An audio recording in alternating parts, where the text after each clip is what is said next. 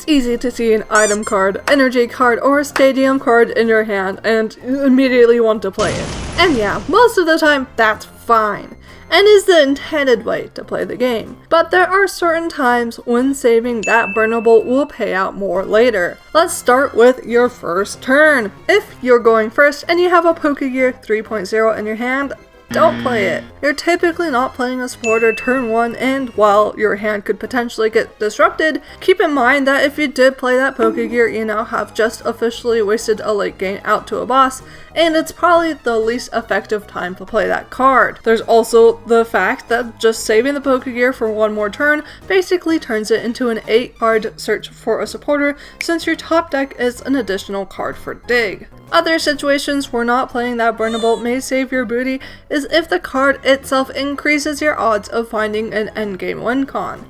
For example, not playing Fighting Gong from your hand that is full of all your basic fighting Pokemon and fighting energy. If a fighting energy for the late game is crucial, saving that card, especially when your deck is around 10 cards or less and you're holding most of your endgame resources in your hand, can increase the number of outs for that specific win con when disrupted. There's other situations where not playing cards from your hand is also beneficial. Saving stadium cards in hand to wait until your opponent plays a stadium to guarantee a win in a stadium war is one such case. When playing into control style matchups, learning how to play only what you absolutely need to and saving resources in hand is an important rule of thumb. Hyper-aggressive digging decks such as Cheruledge EX also need to know when to let off the gas and save crucial resources while still advancing their game plan, or chance decking themselves out in the late game or not having the resources they need to clutch the victory in the end.